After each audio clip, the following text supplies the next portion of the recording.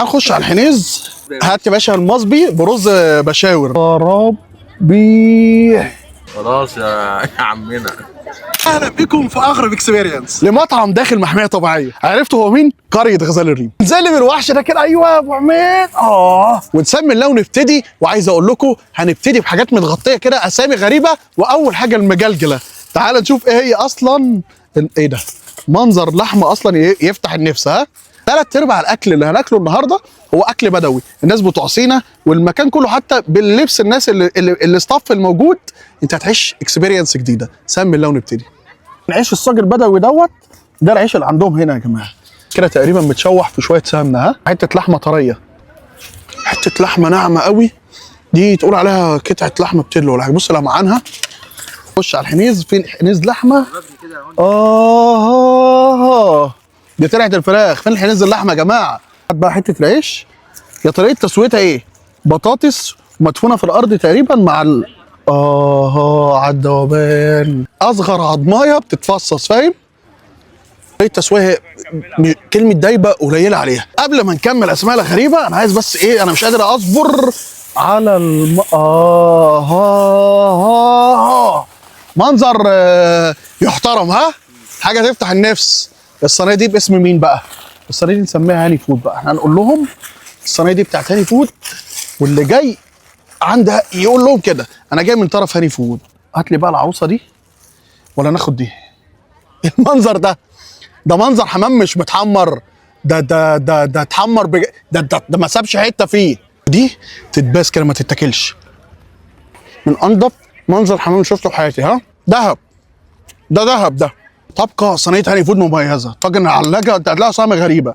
فراخ شيش، فراخ مندي، فراخ مشوي، طربي عشان يعلي الكوليسترول، كفته، ممبار، ريش، كباب، كبده، محاشي، رز. قول زي ما انت عايز تقول. اسعى عن صينيه هاني فود هتتبسط. اكسبيرينس تحس ان انت فعلا انت قاعد في مكان مختلف. طريقه اكل مختلفه، فرده حمام مختلفه، الطاجن ده مختلف، وتسويه مختلف. طعم بتاع زمان بتاع ست وستك ده. اخبار المشويات هنا ايه بقى؟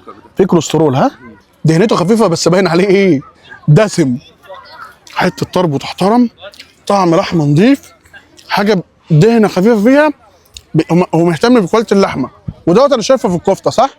باين ان الكفته مش شرق، مش غرقانه دهون. تبقى قسم الريش. خلاص يا عمنا. كلمه سكر قليله على الريشه دي. احنا مكاننا هنا الفرع اللي احنا فيه دوت. ده التجمع.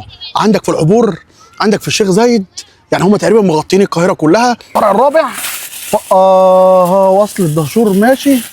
بس انا ايه بقول لك ايه يتاكل ولا حرام؟ ها بص من جوه. خليك معايا هنا، خليك معايا هنا. بص هو ده المندي بقى. فكره المندي انك تاكل حته لحمه. يا خرابي انصهرت. ها، قلبي كان واقع معاها. انا عايز الحته دي. انت وسط الضلوع هنا. مندي على اصوله. منظر دهب اصلا. حته تعلي الكوليسترول دي. ها، منظرها كويس. والمفروض هنا تعمل ايه؟ تضرب بالخمس. طب ما تديني شويه دقوس كده، شويه دقوس بعد اذنك. بس دقوس من بتاع زمان اللي هو فيه شطه ده. محتاج الناس هم بتوع سينا اللي ياكلوه، مش بتاعنا احنا خالص. تلاقي بقى حته من الكتف الجدي الصغنن الجميل. حته لحمه وردي على ابوها. صح؟ شويه رز بقى من الابيض عشان ايه؟ بدوقنا كده ودوقنا كده.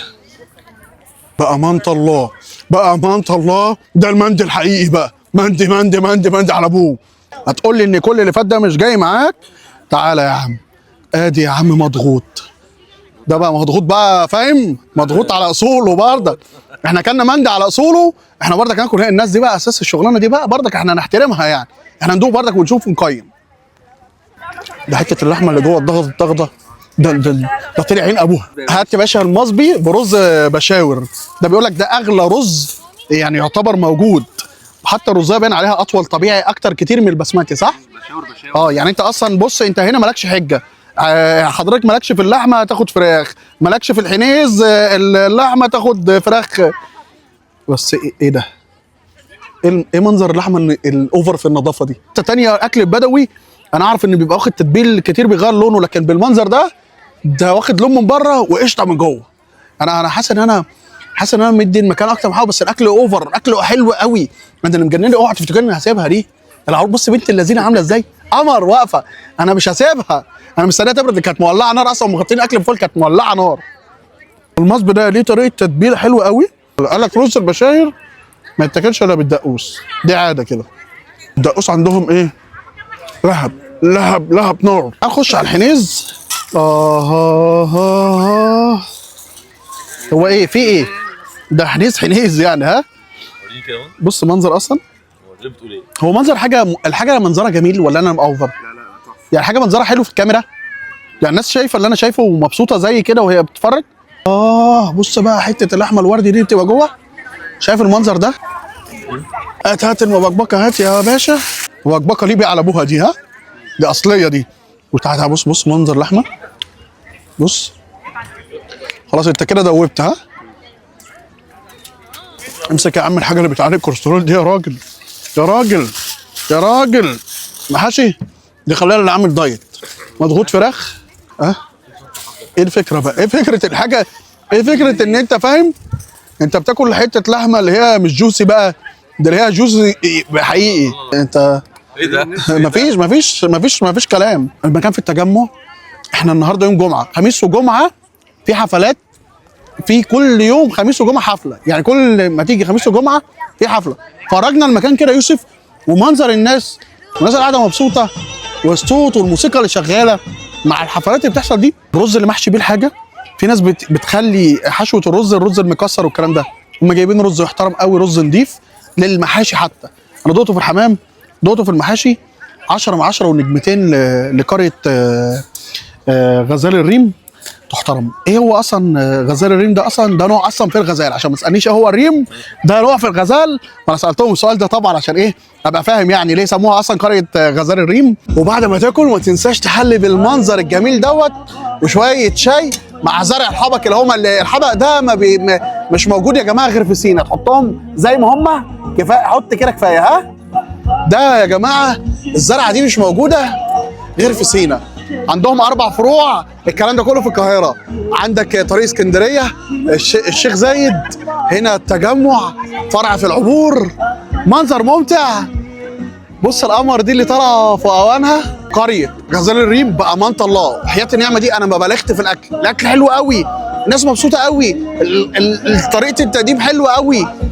10 من 10 من 10 من 10. ثق في كلام هاني فود، الحاجه هنا ممتازه بامانه الله.